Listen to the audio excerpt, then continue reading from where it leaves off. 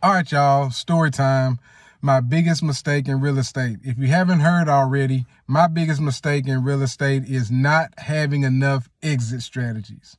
You heard that right. Not having enough exit strategies, because what ended up happening in this one particular deal that I was doing, I ended up tying up my money for a long time, ended up tying up somebody else's money for a long time.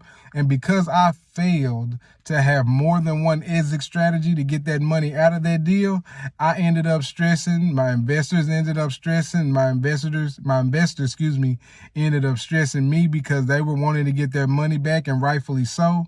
And so ever since that time, I've always made it a point before I got into any deal to not have just one exit strategy, but have several. You hear me? Several. So let me tell y'all what happened in that deal. The one exit strategy that I was working with at that time was a fix and flip. It was a fix and flip. And so typically in the fix and flip deal, you buy a property, you fix it up, and you sell it, right? So my exit strategy was not to get no monthly income out of it, not to get a refinance deal. No, my goal was to just fix it up and sell it. That way I got a lump sum, I got a return on my money, and my investors got a return on their money. Well, what ended up happening? You fixed the house up, right? But then all of a sudden, the buyer that you potentially had, they didn't get financed. You try to sell it on the market. Nobody's willing to buy it at that particular moment because you were hoping to have this already sold by now. So now you got to adjust your strategy so that you can now make some money on it. And so because now you're having to change your strategy now, and this was early on for me, so I wasn't really prepared for this. And again, because I wasn't prepared, I ended up stressing out, and I was stressing my investors out because I couldn't get them their money back in the time frame in which I said I can get their money back, because I was dependent on, remember, one strategy. And so because I was dependent on just that one strategy, I ended up having to just figure out ways to just sell it, because at the end of the day, by the time everybody got stressed out, nobody was willing to do the deal. Nobody was willing to have patience anymore in the deal. So now I have to figure out other ways to get that money out. And man, let me tell you, it was always on my mind. It was one of those things that had them always calling me. Y'all know how that situation could be when somebody owe you money and they haven't given it back to you. You always calling, trying to figure out what's going on, right? So this is the thing in business.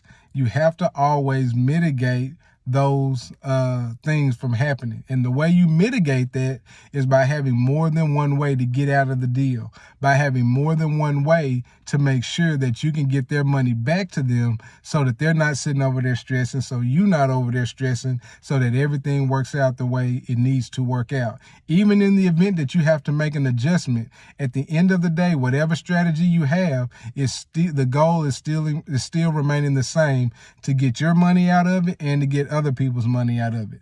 So my biggest mistake in real estate was not having enough exit strategies. And let me tell you, that went on for, I want to say, maybe 2 years before I was able to get their money out, and everybody was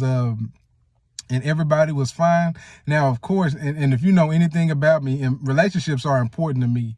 And so throughout that process, I was like, man, if I can just do anything to get their money back, I'll be willing to stress out on my own. But them, I don't want them stressing at all, because I care more about the relationship than I do this money. And so what I had to begin to learn was that I had to figure out ways to make sure that I get investors' money back out so that never, ever happens again.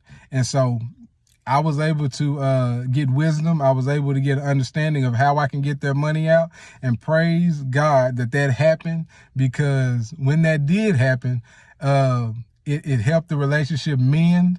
And because that relationship mended, I was able to get that back. But at the same time, it was frustrating in the meantime, in between time, right? And so again, you don't want to have that come up and happen in your life. So get down in the comment section and let me know what y'all think about this. I have classes, I have calls to help y'all avoid all of these pitfalls, because let me tell you, you don't want to end up in a situation like I was in, like that, having people's money tied up, and not just your money, but other people's money. And I can only imagine what kind of stress I was going through, not having my own money money to do the things that I needed to do for my own life. So just think about that. But I have helped people avoid that pitfall, and I want to help you. So get down in the comment section, check the links in the check the links in the description for more details on how I can help you out, and I'll see y'all in the next one. Make sure you like, make sure you subscribe, and hit that notification bell for more content. Peace.